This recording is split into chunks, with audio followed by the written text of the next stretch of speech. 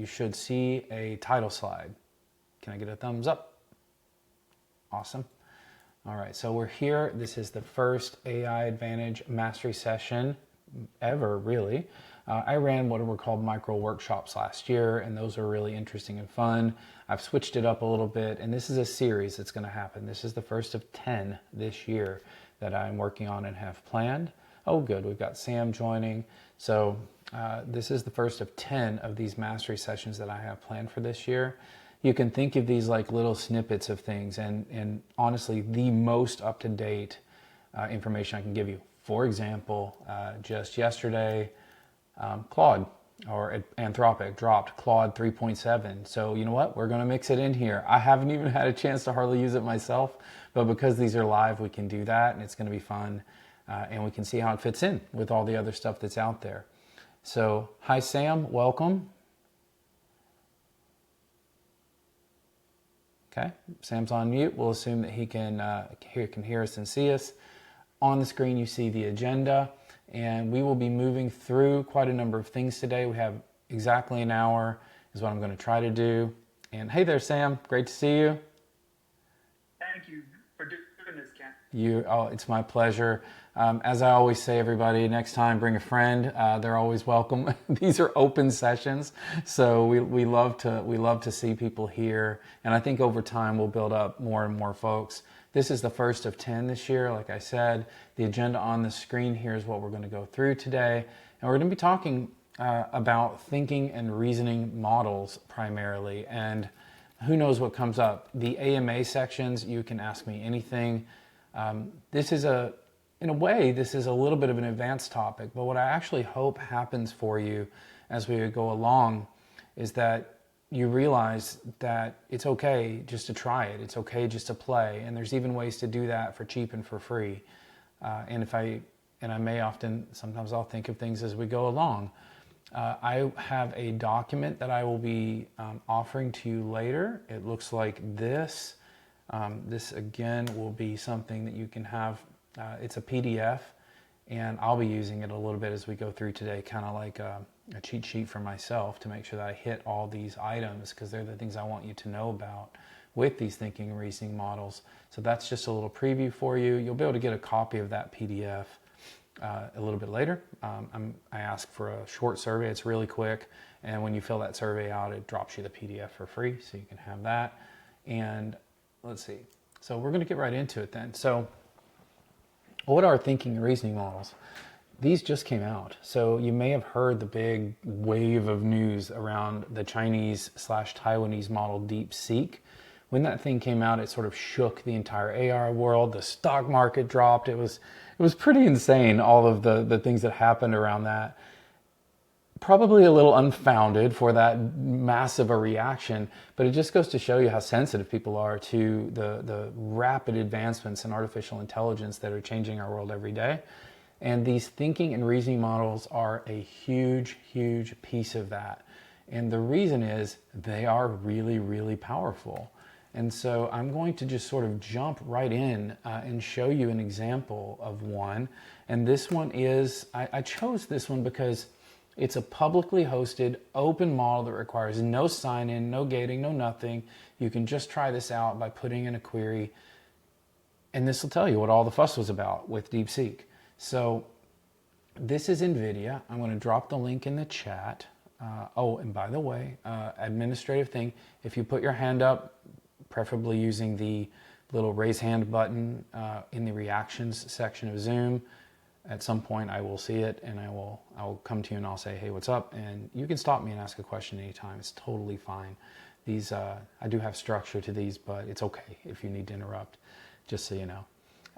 So let's see, here we go. I am going to come over here and I'm going to show you how this works. So DeepSeek R1, there are a couple of different DeepSeek models. R1 is trained using humans to help guide it. There's another one that is trained in a way that does not use any humans to guide it. And this will also become the subject of our first try it session here in just a moment. I gotta find the chat bubble. Okay, thanks. Josh, off camera. Okay, link. So here comes a link, everybody. You can open this in your own browser. You should not encounter any blocks or barriers or anything, I don't think. It's one of the reasons I picked this one. And I want to show you what's going on. So we're going to reset the chat. And there's a text box down here on the bottom. And now if you hear me like talking to my computer, it's okay. I haven't lost it entirely. It's just a tool that I use to talk instead of type. It's a speech to text tool. Okay, so I'm trying to think what do we want to do here in terms of starting a thinking model today. Why don't we just stay on theme, and we're gonna, as we go through the session, we'll kind of do queries around the use of artificial intelligence at work. I think that's going to be a good subject. It's on point for this call, and that means all the materials we produce will be useful if we go through and do some synthesis at the end. So I'm going to come up with a query. This is the first tip. All right, this is actually on that checklist. You'll see it later. When we do queries to thinking and reasoning models, we don't necessarily need to do some crazy prompt engineering, mad structure thing. Really starting simple is best. So I'm going to talk to the machine here about the use of AI at work. So I have several people who are interested in the application of artificial intelligence in their work effectively, efficiently. They want to do things faster, they want to do things better, they want to do things cheaper so that they can do more of what they do better, faster, and cheaper. And with that in mind, I'd like to do a really deep analysis of how they might do that. Okay, so there you go. That's everything I just said. And you're going to notice I'm just talking to it like it's my research assistant. And we're going to click send. Now, because this is not a subscription, it looks like I'm 366 in line. Now, I would encourage you at this point, just like I have over here on these slides, I say try it, right?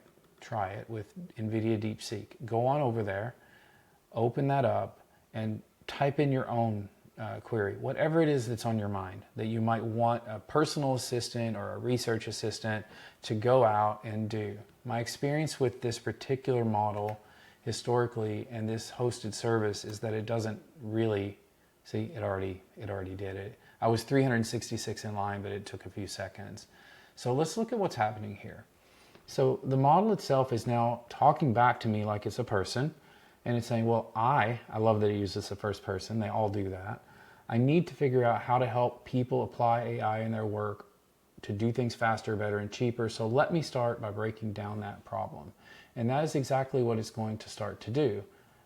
As we watch the query unfold, it's going to put more and more of its thinking steps. It's going to go out and find information. It's going to bring that back, and it's going to work. Now, this could take a few seconds, or this could take minutes. I don't always know, but that is what we want. That's why I put this one at the start, so it would get going. We will come back periodically and look at this. So has everybody been able to kind of open that URL and see the NVIDIA screen for themselves?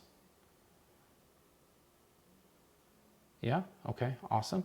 And you can put anything you want in there. Now, I don't want you to be confused or worried about this interface. Don't worry about all the other stuff. Just this one sort of pane over here on the left is what we care about. And next, while this is running, I want to take you over to another tool. So here, open, oops, sorry, I'm gonna show you over here. So we're gonna jump over and we're gonna look at GROK 3. GROK 3 is another one that just came out. So if you have an X account, formerly known as Twitter, then you have access to GROK. Very little access, but full access, which is really, really cool that they have done it that way.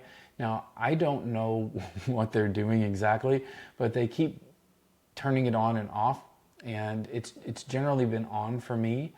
I wanted to do this with, this is not a paid account. This is just a normal unpaid X account. So you'll be able to do the same thing whether you have a X Premium or not, or Plus, or whatever they're calling it now. What I want to call your attention to are these two buttons, Deep Search and Think. They're very different, but they they work incredibly beautifully together. So if I go back and I grab this same query that I did over here on Nvidia and I bring it over to GROK and I click Deep Search, what will this do? So Deep Search, again, is like having a research assistant work for you. It's agentic in nature. Now, by the way, did anybody get back any responses yet on your Nvidia query? It's still thinking, or you're still in line? Okay, gotcha. Okay, good. So just keep that going in the background. I do know that these things are going to take time. So you've heard the term agent. This is like all the rage. Everybody's talking about AI agents. Well, you can think of Deep Search very much as a form of agent that will go out. Yeah, exactly, Aaron.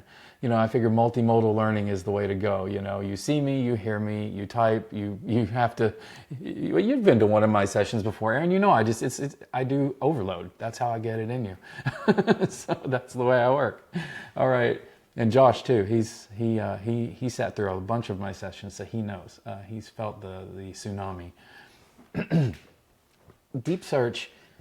This thing is incredible, okay? I've been absolutely blown away by what this is capable of, and it's the only AI agent for search retrieval that uses x.com tweets, posts, in near real time as a data source. There is no other. So this is the only way. So using GROK Deep Search as a research assistant to go and find us information about what we have been talking about here, people interested in the application of AI, this is the only way to do it, to get the data on X in real time. So we're going to do that. We're going to follow the same thing, and then I'll talk to you about what Think does here in a second while we're researching. So is this an agent or is this an assistant? So it's an interesting question. Assistants have humans in the loop. Agents do everything autonomously and make decisions autonomously. So this is both, because the searching is going to be agentic. I'm not telling it which sources to go get. I'm not telling it how many to go get. I have no idea what it's going to do. However, I am putting in the query and I am receiving the response to potentially do something with it. And that way it's an assistant. And I really like people to understand this, because there actually aren't really any true agents that can completely replicate you, act as your digital twin, and do everything that you would do, if you would even want that. But that is a thing. So now you're going to notice that GROK went way faster. It's a much bigger hardware deployment, also trained on Nvidia hardware, ironically. But let's take a look at what it did. So you'll see, and we need to look at its thinking process. So it explored AI applications. Let's see if I can make this bigger. Yes, okay. And it says there's a lot to do here, so I'm going to break it down into steps. I'm going to enumerate. I'm going to set clear objectives and KPIs that are crucial to implementing AI. So it's made a plan. That's the agentic part of what's going on here. And then it completed that plan. And then another sort of helper has gone and written a report. Now, I've noticed GROK always does this, but it looked at 19 different web pages. Okay, so you can see here, or posts or X posts or whatever sources it could get its hands on. It looked at 19 different ones, and then it has come up with these 3 key points. So research suggests AI can improve work efficiency by automating tasks. Okay. It seems that starting from a pilot project, so these are ideas on how we might begin to do it, and then it's written a detailed summary of those 3 main points, and then is created for us a comprehensive analysis of applying AI for work efficiency. So now we have some very near real-time information put into a method or a format that's quite useful, in fact, with sources cited. Okay, and if you were to click on these, they should be legit. Yeah. The hallucination of sources has reduced pretty dramatically over the last many months, so you'll find that generally things are what they say they are. You should always check. Okay, so there you go. It's even made us a little table of the common efficiency types, examples, and benefits. But what I want to do is I want to go back to these key points and I say, okay, well, I believe you, GROK. You've given me some really good information, but I'd like to dig a little deeper into this concept of a pilot project. So now I'm going to go over to OpenAI, and I'm going to see that they have literally done a deploy this morning and changed the entire left nav. Okay, that's fantastic. So let's see what we've got going on here. This is wild. Chat. Let me see if this is more what I want. I want this right now. So Chat GPT 4001. I'm going to go with O3 Mini. There are two series of models now at OpenAI. There's the GPT series and the O series. The O series are thinking and reasoning models. That's what we're talking about today. The GPT series are chatbot or conversational type models, which is, there's some really important points about how to prompt these. So first checklist item that we talked about was keeping your prompt simple, clear, and direct. The second checklist item is, I'm coming into now, which is, as I said, there are two different models. When you're in these O series models with OpenAI, or you're looking at these thinking, reasoning models, you do not need to tell it, hey, you're a superstar researcher, or you're a world famous biology scientist. These things do not help thinking and reasoning models. In fact, they may hurt your results. So just tell it what you want. Let it do the reasoning, because telling it those kinds of things is basically telling it to tell itself what it tells itself, and that breaks the reasoning chain. So you don't want to do that. Then another thing that you can start to do is use what we call delimiters. So I hope you realize I'm peppering in a number of little tips and tricks and things that I've learned along the way as we play here, okay? Before I get into this one, I'll go back and check Nvidia. All right, excellent. So my report has finished over here. So to effectively apply AI, we should do a needs assessment. That's very correct. Technology selection. Okay, robotic process automation, natural language processing, lots of terminology here that we might have to break down. Data preparation. So this is a very, I would say this to me feels very technical in terms of its response. You'll notice it's not chatty at all, just a lot of bullet points, more of an outline than anything. What is that? This is very typical of what we call lower parameter, lower resource models. I don't really like to say it, but they're a little, I don't know if I say it's not right to say that they're dumber, but they don't have the same reasoning or capacity for thinking. And this one is like that. This is a 160 billion parameter model for Deep Seek R1. And take a look at that result compared to what GROK did. I mean, it's the same exact prompt. So very interesting. But now let's break this down a little bit and say the thing I'm most interested in, the evidence leans toward AI requiring, let's say this one. I'm most interested in key point 3, so I really want to do more with this. Checking for hands, no hands. All right, so we're going to go back. OpenAI has many models. This account happens to be a pro subscription model. This means that I have access to all of OpenAI's latest cutting-edge models, including O1 Pro mode, which is the one that famously costs $200 a month. O3, and people keep asking me if it's worth it. It's actually very worth it if you have a use in your day-to-day work for it. It's amazing. And then the O3 model, which is the one that's coming out soon. We're going to use O3 Mini. It's really good for stuff like this. And I'm going to show you now an example of using what are called delimiters to get the model to follow your instructions better. I'm going to be doing relatively simple examples, but these simple examples can be extrapolated into much more significant types of queries. Okay, so here is what we want to research. So I'm going to call this the topic. This little dollar sign is a delimiter. If you don't like dollar signs, you could use brackets. If you don't like those brackets, you could use these brackets. It doesn't really matter. The point is you're giving a little signpost. And dollar signs happen to be easy for me to hit Shift 4 without moving my left hand. So I like that. And we're going to, now we have a topic we want to research. So help me expand on this concept with the best information available.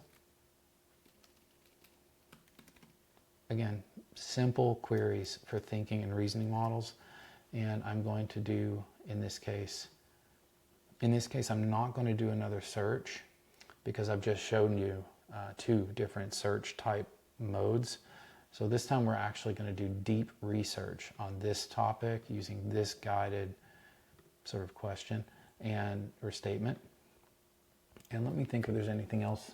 Another tip is that with these thinking and reasoning models, the more context you can provide, the better. So we're actually going to use the output from our prior two searches as input to this one to guide its research. So watch how I do that. Here is some research I did to help. So again, being pretty open there. So we'll go back to Deep Seek, see if it has a copy set. Copy, it does not. So I'll copy it like this. Put it back here. So there's one. And it doesn't matter how many of these we put in. So I'll keep them separate though. GROK did quite a good job, and it provides a little copy button somewhere down here. There it is. That's going to copy that out as Markdown, which is great for AIs. So there's that. So now, what have we done? If I could, I can't, but if I could expand this full screen, you would see that we have given it a directive, what we want. We've given it two major inputs of research, which, by the way, each of them themselves probably researched dozens of sources. And then we've also given it a topic to work on. Why did I put the topic at the very, very bottom? It actually gives it a little bit of priority in terms of the overall weighting of all of the information I've put in. Okay? So everything you're seeing here, there's some kind of intention behind it. All right? So with that, I'm going to kick off this process. And now this one will take a while. It could take minutes. I don't think this one will, but I have seen these types of requests run. I've done some that have run for up to 26 minutes. I've tried to keep this pretty simple so that we won't end up in a situation like that. But what I really want to show you is how this thing works. It doesn't immediately just run off and start, rifling through the library, so to speak. What it does is it starts to ask us some questions. So the way I like to do this is to grab those questions, put them down here in the chat, and then just answer them. So here we go. This is a good natural break point. Any breaks or any questions? Maybe by a show of hands, have you tried these things? Have you done these things? Are these things new to you?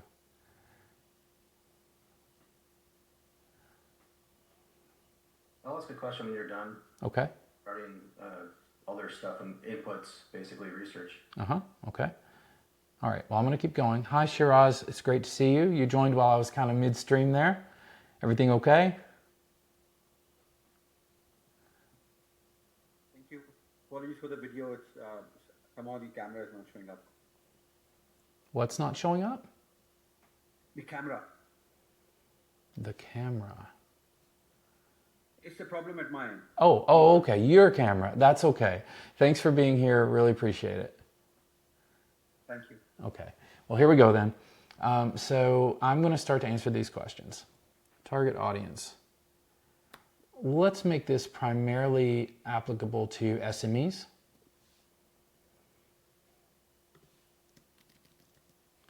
Now let's see. Depth and expansion. Would you like more case studies? Really focus on real-world examples that are extremely applicable in day-to-day operations of businesses. Okay. Emerging trends. Should I include? Not so much. We want this to be really pragmatic. Okay. Challenges and solutions. Do you need a deeper focus on overcoming? In my research, the thing that people worry about the most is the safety and security of their data. So why don't you pay some attention to that to make sure that we don't recommend things that would make people uneasy about the safety of their data, and reinforce that there are many ways to keep your data safe. Now, I want to call out what I just did there. I happen to know that. I'm the human in the loop here. I know this for a fact because I help companies implement AI, so this is what they worry about all the time. It's easily dealt with, but it actually keeps people oftentimes from even starting because they just think it's too much. So that's why I threw that in there. This is me giving additional context to the AI who's going to do all the work. So it's like giving my research assistant guidance. All right, so then I'm going to hit enter. So we've answered all those questions, and it should be off to the races. And while that's loading, that's what my question was about. Mm-hmm. You know, if you're working for a medium-sized company or even a large company, if you've got a project that once you get through the general outer world research, if you want to call it that, and you have to start implementing some of the stuff that you're working on, how do you go about that effectively, knowing that you're using these public tools versus a bespoke version of your AI in your company? You know what I mean? Yeah, sure. So I have a section here later talking about local models, so we'll get to that in a second. But to answer your question, it's all about terms of service, and it's all about your IT department, and this can be very hard. So the terms of service for tools like you're seeing me use now, when you pay for this pro level, for example, on OpenAI, there's very explicit terms of service that say they will not train on your data. So you should not need to worry about that. With tools like Perplexity, they actually have ways that you can connect Perplexity to local data sources as well. And then, but when you do that, you're creating something called a retrieval augmented generation data source for the artificial intelligence model to use. And you do have to send that data over the wire. So ultimately, Aaron, there is no way not to send the data over the wire. Now, it is encrypted in rest and in motion. That's also going to be in your terms of service for the service you use. It is why, even though everybody got so excited about Deep Seek, it's not really very viable to be sending your data a lot of times to foreign countries, regardless of which country it is. It could be France, it doesn't matter, right? So Mistral is a little hard for US companies to use sometimes. DeepSeek is hard because it's Taiwanese with a lot of Chinese control. And there's a lot of worry about, things, politics and all that stuff we don't really have to get into. Now, when it comes to local models, you can run something like I'm showing you, DeepSeek R1, and I will show you that actually running in a moment right here on my computer while we're on a Zoom call. It's pretty neat.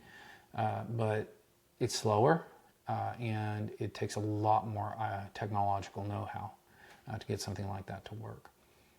So the best I can say is that you must work with your security teams, your IT teams, depends on the size of your company, how hard it is, and you're going to have to pour over those terms of service. Good news is you can use AI, specifically O3 Mini, to pour over those terms of service, and it will help speed that up for you quite a lot, make it a lot easier, because they're really good at sussing through complicated legal documents. All right, so I want to call out what's happening here. Remember, over on DeepSeek, we watched it. We didn't get a lot of information, but here's what its reasoning was like. See, it went through and it did all this stuff to come up with that kind of outline that it gave us here. And then on GROK, it kind of did the same thing. And if we go up here and look, this was its reasoning, right? It explored, it completed, it did all the things. This is O3 Mini using deep research, which is currently gone through 21 sources, and I love reading these activity streams over here because it's just kind of fascinating to see how the AI follows its line of reasoning to get to what it thinks you want. Again, remembering when I say to get to what it thinks you want, all of these AIs are prediction machines. You put something in, they predict what they think. They predict, let me say that differently. they predict what the model says is the best next part of what you said. I changed that because they don't technically think, not like you and me, right? They predict, and it's an important distinction. It would get a little philosophical, I suppose, if we get into that in too much depth. But if you just take a look, I think this kind of dialogue that the AI has with itself is really interesting. Also, it's like, hey, that's interesting. AI can do what now? Oh, I'm going to dig into that a little more, and I'm going to go look up more resources about that. I'm going to do more searching. I'm going to use my models to analyze what I found. I'm going to do sentiment analysis. Sometimes this thing will it will create and implement algorithms on the fly to rank and sort things before it decides which ones to integrate into its final result. So, pretty wild. I mean, have you guys seen this? It's unbelievable what this is up to. And this is the fast, smaller one, okay? O1 Pro, that's the one you pay $200 a month for. It goes even deeper and broader with everything that it does. Now, here's what's weird. That doesn't always guarantee you a better response. In fact, I tend to use O3 Mini a lot more than I use O1 Pro. I wouldn't have access to O3 Mini, though, if I didn't also have access to Pro. So, that's, again, the money. But let's see what it's got here. It's actually digging up some stats. It says 91% of small businesses using AI report measurable success, but the report suggests deeper insights can be revealed. Okay, if we wanted to, we can click that, and it will take us to the source. Okay. So, another thing that I showed you in this was something that they call zero shot. I did not provide the AI examples of what I wanted to find. I just told it what I wanted to find. That's zero shot.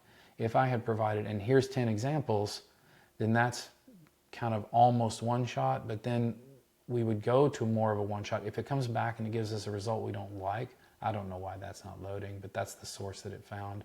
And it seems like it was able to read it, even though for whatever reason I can't. It's probably because of Brave browser. Brave is a little different, so we'll ignore that. Reading profile tree. Well, this thing's taking a while. Okay, so security article outlines. Okay, so let's go back and talk a little bit about this again.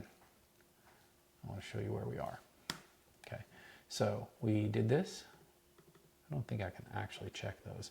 We did sort of keep the prompt simple and direct, avoid the chain of thought, use delimiters for clarity. We've just talked about zero shot versus many shot or multi-shot prompting. We talked a little bit about how to build guidelines in. We didn't go too deep here because I was actually trying to make it go a little faster, but it seems like it's really going to go a while, that O3 Mini one. This means that if you have way more, I don't want to call them restrictions, but guides on, like, always find sources that are cited by 2 other sources. You could say something like that, and that would mean that a source that it can't verify has at least 2 inbound links from somewhere else that it can also find would not be included in the analysis. That's a good example of guides. Always use my data, which you might put on a web page that no one knows about and have it read that first, right? Always. That's another guide that you can do. All right. Now this one, being very specific about your end goal. If we go back and look what I did over here, put that over there. We scroll all the way back. Expand on this concept. That was the end goal that I gave it. Now, I could have even been more specific and said, and finalize this as a research report written at a 9th grade level for my high school freshman class. Okay, that would be a more specific goal. The more specific you are with your goals, the less work you're going to have to do on the output that you get later. Okay. Now, as a reminder, we took the output from here and here, and we shoved it in here to start making it do all of this work that it has now finished, okay? All right. That took 7 minutes. It analyzed 27 sources, and the analysis included the context that we gave it, which was the input from the free stuff. So we did free stuff, and we fed it to the paid stuff.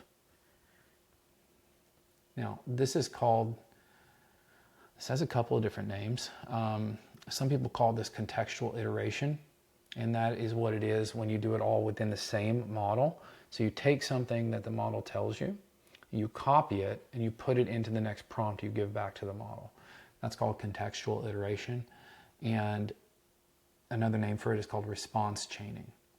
Now, when you do what I've done, and I'm not aware of another name for this, so I call it chain of model prompting. You're basically doing the same thing as you would do with response chaining or contextual iteration, but you're doing it across different models. And what's that like? That's like hiring, instead of just going out and hiring McKinsey or Accenture or whatever, you're going to hire all of them. And you're going to get all of their responses in a scatter gather. You're going to bring them together and you're going to synthesize that. It is difficult to overstate how powerful that is for improving the downstream quality of your results. It's a major cheat code, okay?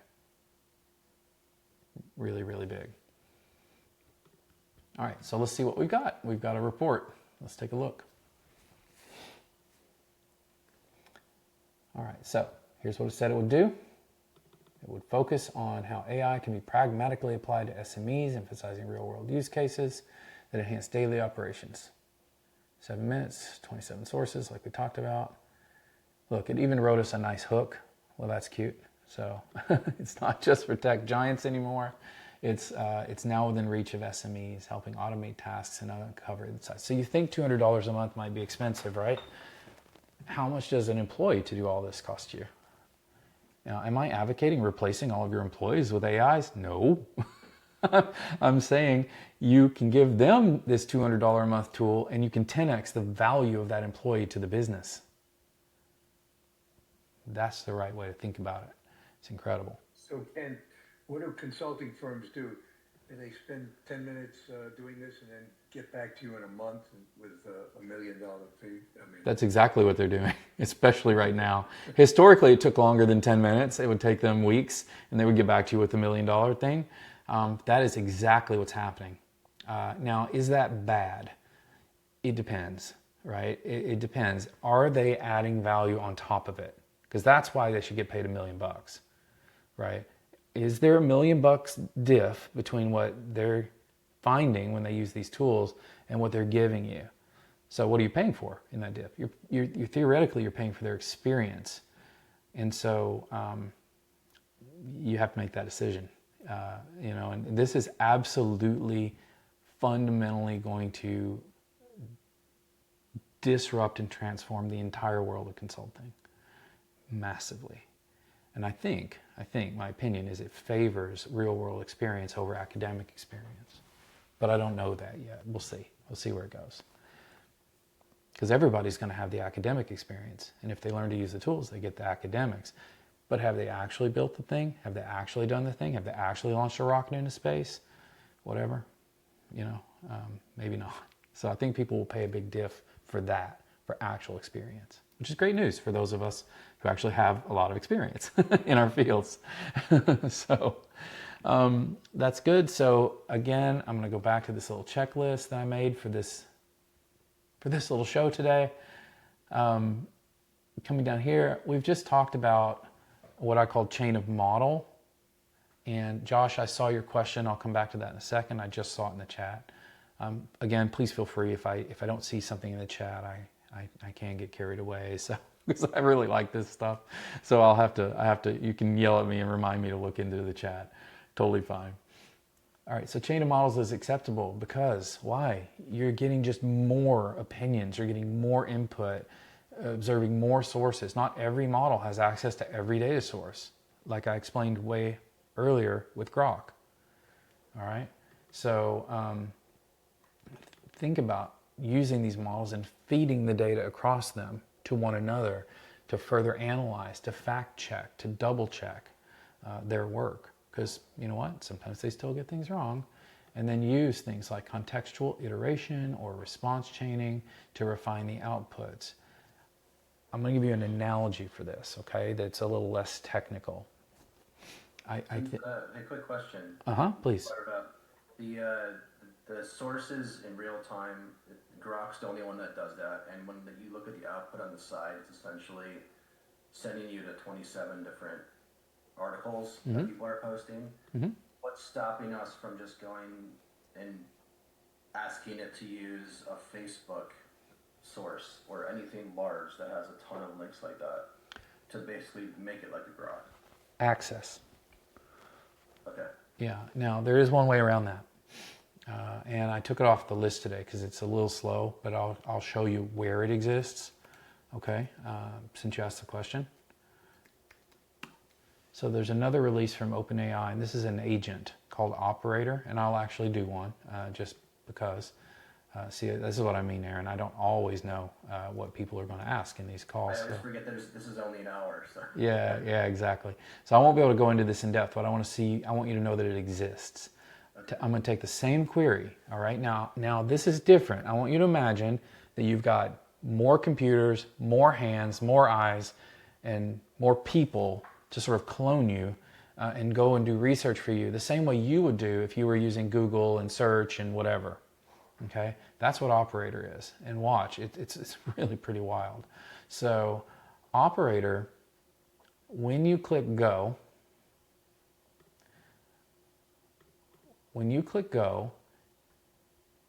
it says, to assist with the deep analysis, I'll need more information. Could you provide me with more details about the areas where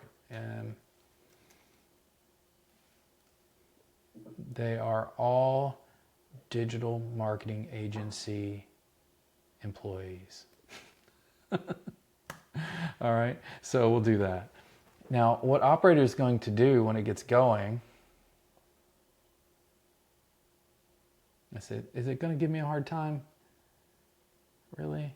Okay, no, let me try this. Research the web now and validate your findings for each of those 10 items. Then come back to me with a report on that in a tabular format. There we go. So it made us do a little work first before it wanted to go and do the work for us. That was funny. So what is it doing? It has literally spun up a virtual computer. It has opened a web browser on that computer, and now it's going to operate it on our behalf to validate those 10 points the same way you would as a human being. This is pretty wild. Now, here's where I answer your question about Facebook or whatever's behind a paywall or a gate. Facebook's paywall is you. You're the pay, right? We all know this. If it's LinkedIn, maybe you want it to peruse your Sales Navigator data, and you pay for that. When you tell Operator to go to Sales Navigator, it won't be able to get there because it'll be blocked by a login. It'll stop and say, "Hey, do you want me to log into this and get this information?" And you say yes, and they'll say, "Could you?" And then it'll take you to the sign-in screen, and it'll have you put in your credentials. And then guess what you just did? You just went. That you're doing everything inside. Yeah, and they don't know it's you or Operator. Right. Okay, so there are a few sites that are already blocking Operator because they don't want you to do this, but it's not that hard to get around that. Okay, and well, I guess the heart of what I was trying to achieve, you just did by having this automate. Yeah. Browser. Yep. So I'm going to let that run. This is a paid thing. Operator is part of the paid plan. There are open source versions of Operator that are completely free. They use Deep Seek. Okay, so it's crazy. I saw you shaking your head a little bit there, Zach. So I'm going to come over to Josh's question. Josh says, this level of depth is new to me. Do you have an alternative to GROK? There is no alternative to GROK that uses x.com data. So if you're trying to avoid x.com, which a lot of people do these days, everything that I'm showing you is an alternative, Josh. DeepSeek is an alternative. OpenAI's tools are alternatives. I told you that Claude just last night dropped Claude Sonnet 3.7. And when you open up Claude Sonnet 3.7, and then you, oops, what just happened? You open up this and you come down here, you'll see that there's all this different stuff. And Claude Sonnet 3.7 with this picked, let me just double check. Claude Sonnet is a thinking model. So let me, again, I'm just going to hit it with the exact same query and let's see what happens here. I haven't even tried this myself yet. This is,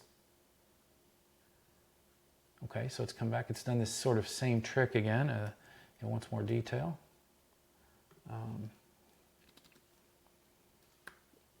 Digital marketing. Primary job functions. Is this still Claude? What is this now? Anthropic is another company just like OpenAI, just like Mistral, just like Deep Seek, just like all these other companies that have trained their own models. Theirs happens to be named Claude as opposed to ChatGPT or Deep Seek. And last night they released 3.7, version 3.7.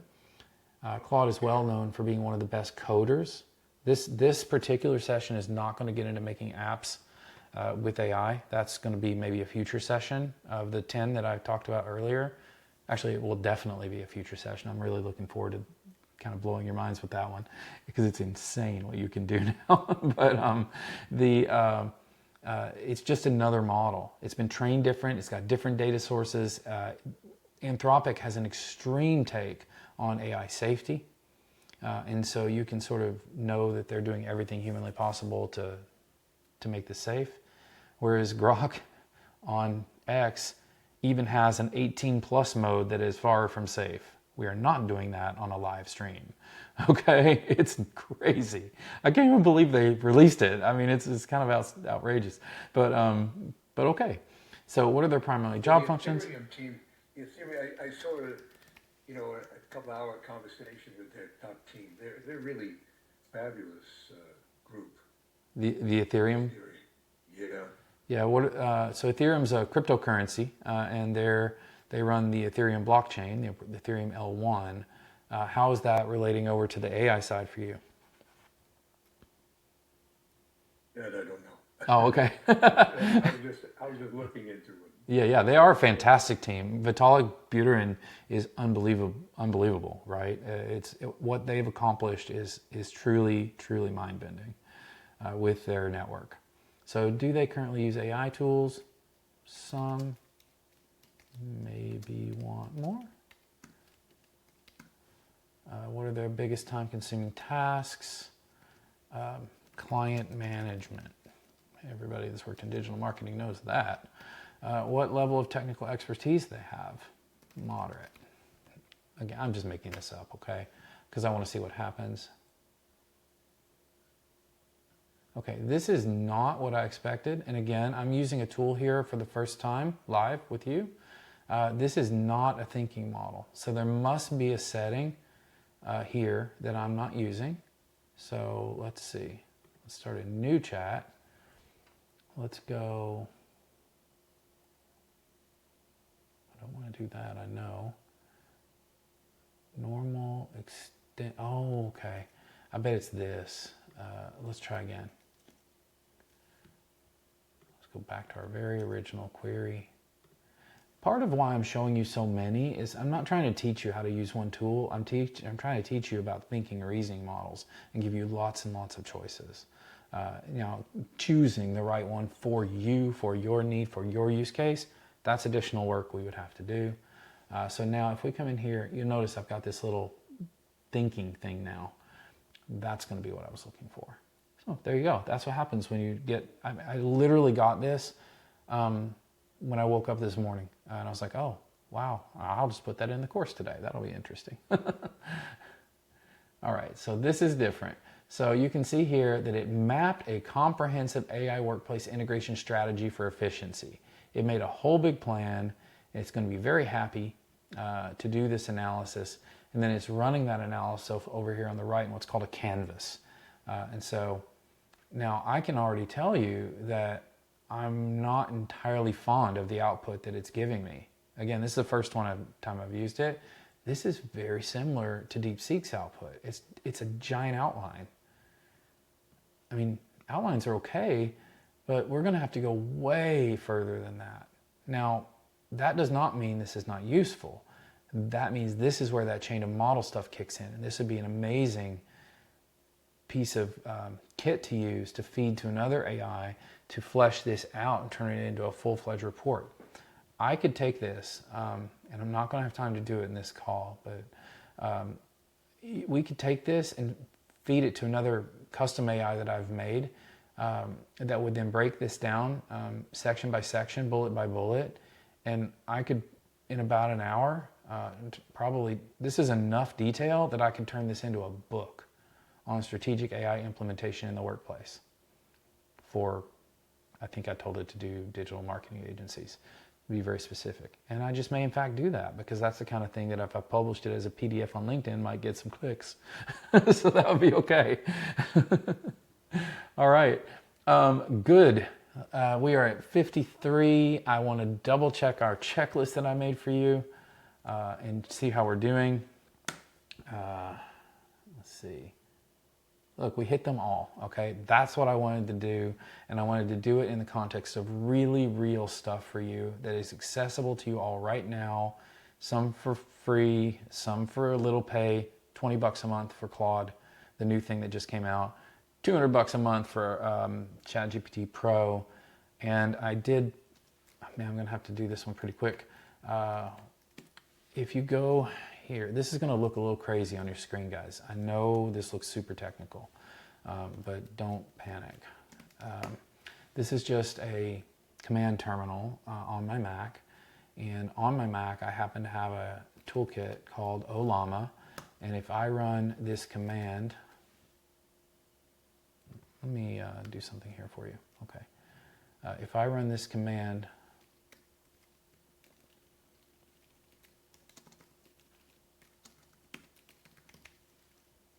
here, what's going to happen is Ollama is going to spin up a local copy of DeepSeek R1, the 70 billion parameter version, which is about half the size of the one I demonstrated for you using Nvidia's hosted version, which is 160 billion. And now it's running. Remember that query? Now, what I want to impress upon you here is that if I was on an airplane and flying and not connected to the internet or wherever, this still works the same.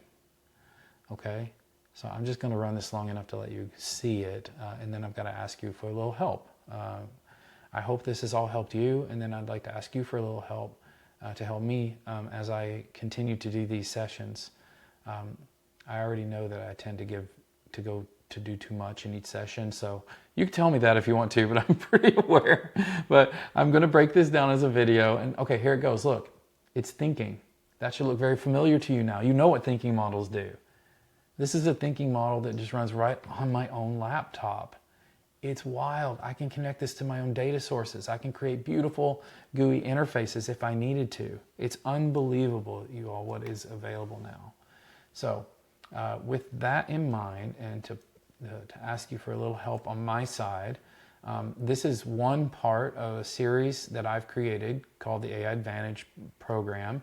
And these mastery sessions are free and open. I want as many people to come here and learn as want to. But I do have a paid program. This is not a pitch for that, but I'm trying to learn how to make it better for everybody. So I created this little survey here. You can't hear it, but my laptop's spinning up like really hard right now because it's doing all that work in the background. But if you scan that code, or if you type in this URL, which I will also type over here for us, let's see, talk.ac/Kent Langley, it will ask you to fill out it should be pretty fast. I mean, I think it's around a 90-second survey, unless you really have a lot to say, and then you can fill it out again later or whatever. But I really do need some help, if you would, giving me feedback and along the lines of this survey. So I'm going to let you guys get into that for a second. Please let me know with a thumbs up that the survey is working for you, okay? Great. Thank you, Aaron. And when you fill it out, it should send you that checklist. If for any reason it doesn't, it's another new tool, you tell me and I will absolutely send you the checklist. It's really useful for working with thinking models.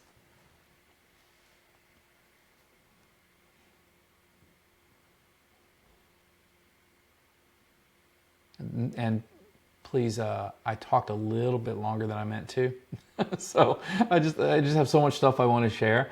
But we do have time for questions, and I am more than happy to stay over a few minutes if you still need me to answer a question.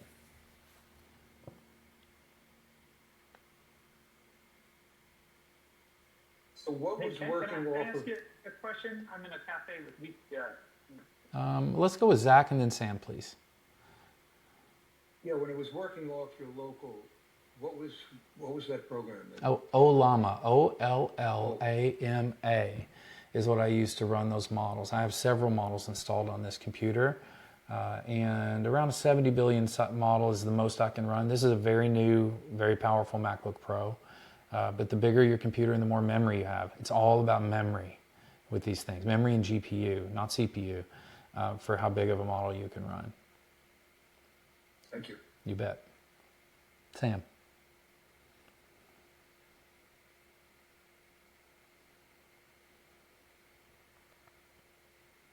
Hey, can you help us to understand the fundamental difference between when one uses a free tool like ChatGPT, maybe the model 4.0, to have it search the web and come back with outputs for you, versus using Operator or Deep Seek or some of these other models that are more agentic, and that what's fundamentally the difference? So where's the crossover between, using a model like 4.0 that goes on the web and comes back and gives you output versus Operator, or when does it really become agentic, and how is that fundamentally different than when it good question. searches the web for you?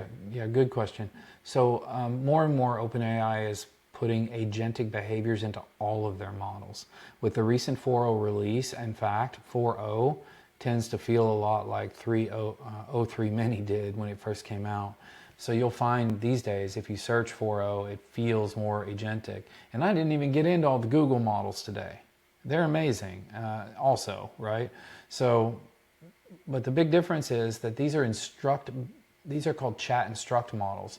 They're meant to be more like talking to a person or a character, okay? And you can shape and mold them in ways you cannot shape and mold a thinking, reasoning model, nor should you even try.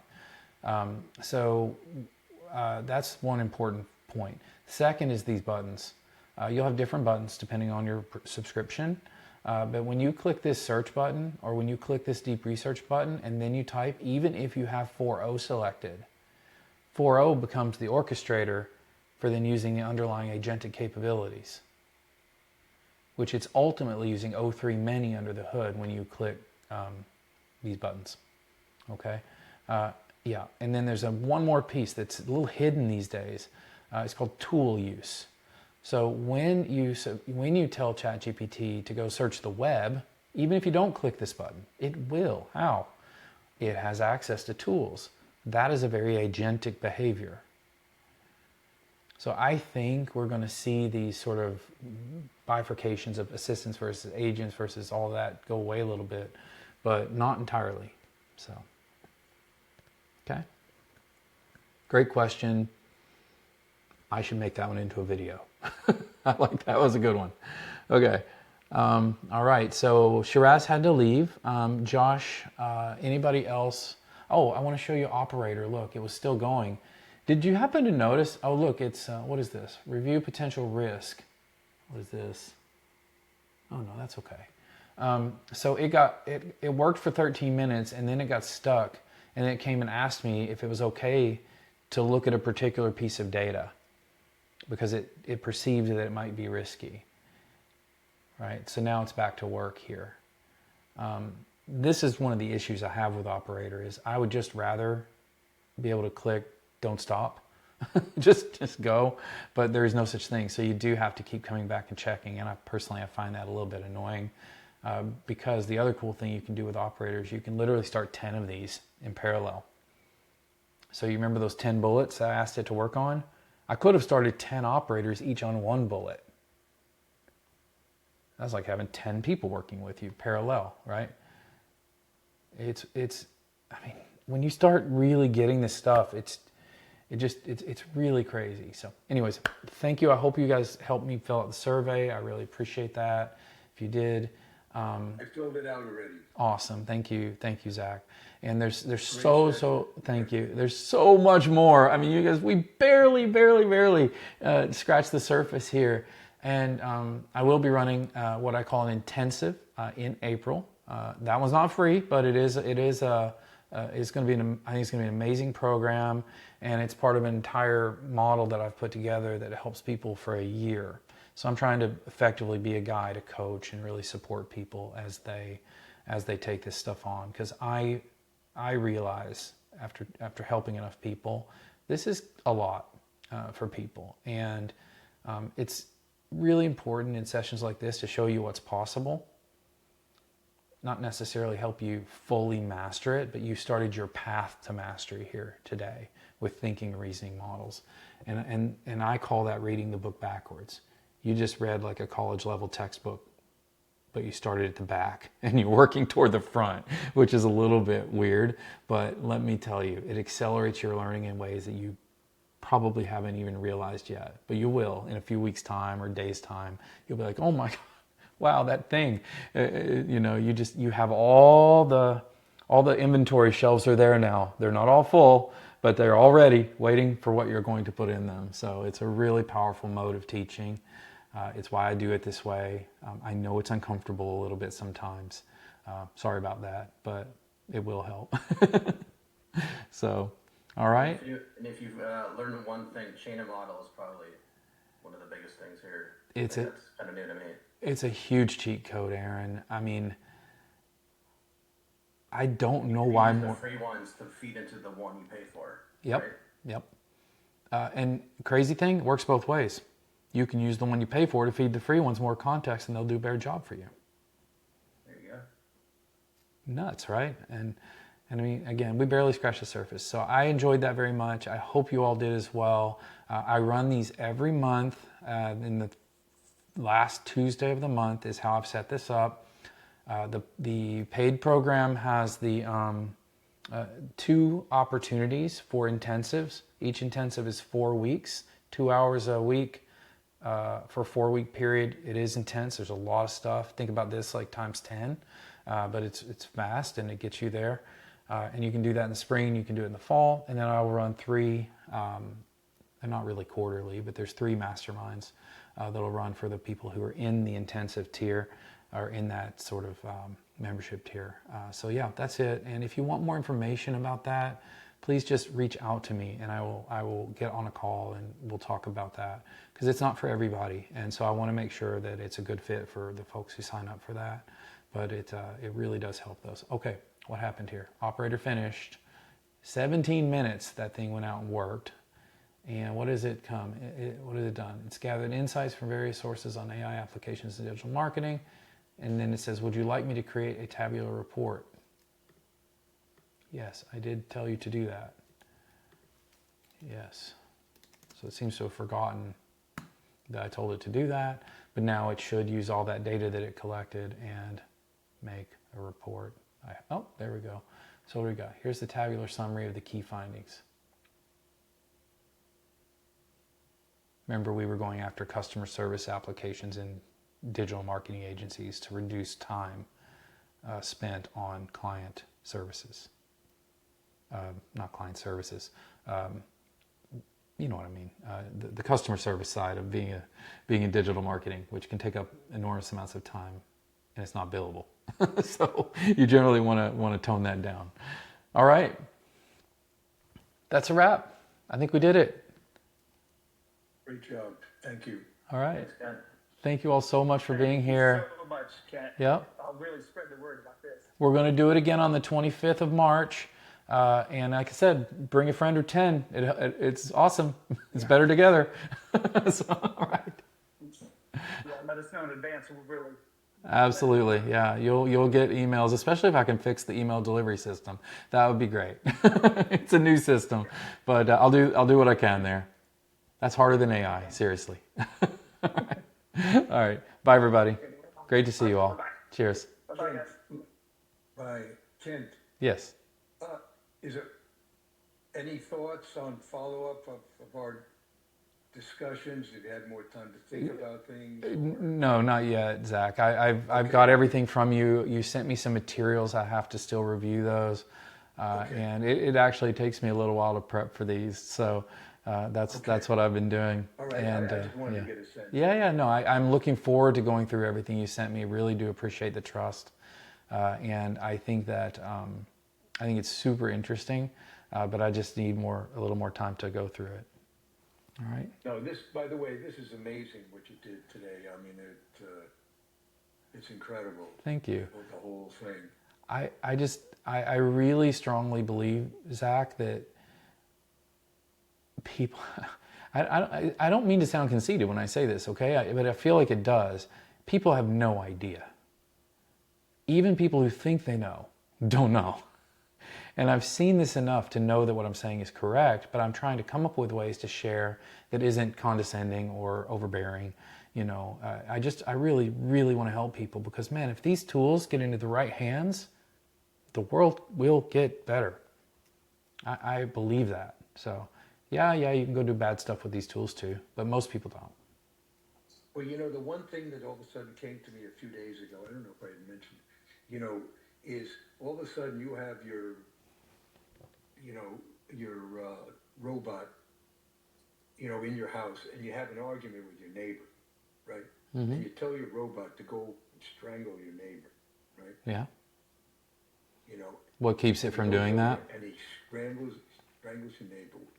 You know, it's like, then what happens?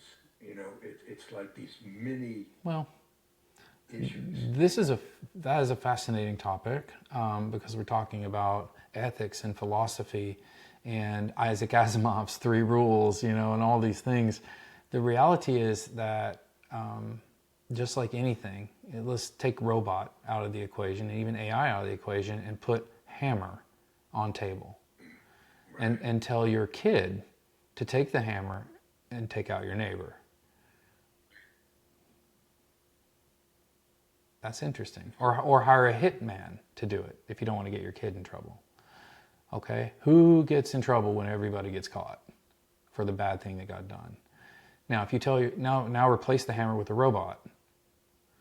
Now, the question is, does that robot have any autonomy whatsoever? Does it have any will of its own? And it's not hard to answer this question. Never tell the robot to do the thing you were going to tell it to do, and then tell me, will the robot ever go and attack your neighbor? It will not. So it's going to be interesting if they have guidelines, right? Mm-hmm. You like, don't take out any, you know, negative whatever, you know, on another human being. That people can go in and reprogram the guidelines, change the code. Mm-hmm. Yeah, look, we're creating killer robots. Let's not hide from the fact. The military is actively creating killer robots, and the folks in charge are a little bit out of the loop because there was a big to-do a couple days ago about a very high-level person in the military that said, we absolutely are not going to use AI. We're just going to create killer robots to autonomously take out our enemy. What? Wait, what? No, wait a minute. How do you think that's going to work? Right? So, you know, you've got like, okay. And I do worry about, you know, killer robots gone rogue, but not because they want to, or they have the will to, or the desire to, but just because they misidentify a target. That is going to happen, and that's scary because you don't know what's going to accidentally blow up next, you know? Of course, I mean, this is an amazing topic. So this kind of topic, though, I'm not generally going to do in sessions like what we just did because it's a bit heavy, but I am examining the possibility of a and I've not talked to hardly anybody about this, but a more Socratic style of forum discussion that's really for deep thinking and deep discourse on more philosophical, more ethical topics. I just don't know if there's any appetite for that, okay? Because it's hard, and you got to be a pretty adult to sit down and do that kind of stuff. But I would love to facilitate and be a part of those if I can find enough people that are interested. I called them No, capital KNOW with a period. And I've already written the whole thing up. I've not launched it. I don't have any intention of launching it in the first half of this year because I have my hands full getting through the first AI Advantage intensive workshop in April, and all the other stuff that I have in life. But yeah, I think that would be amazing if I can find a way to automate enough stuff with AI to free myself up enough to go and have these Socratic forums. That'd be awesome, right? Yes, Yeah. yes. Yeah. Well, let me let you go. I All right. respect your time. It's Thank very you. Valuable, so. I appreciate that. All right, Ken. All right. Thanks again for this. You bet. wonderful session. Talk soon. All right. Bye. Okay.